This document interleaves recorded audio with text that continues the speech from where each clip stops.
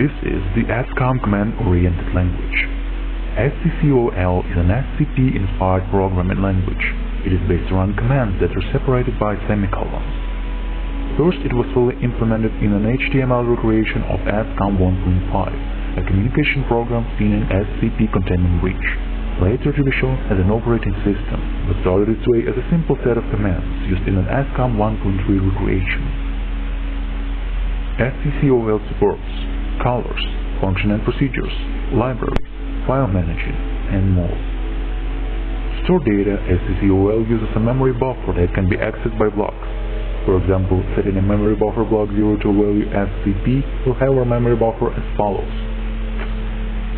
We can then access that value by typing in the value prefix and the memory buffer block number asterisk, 0 in our case.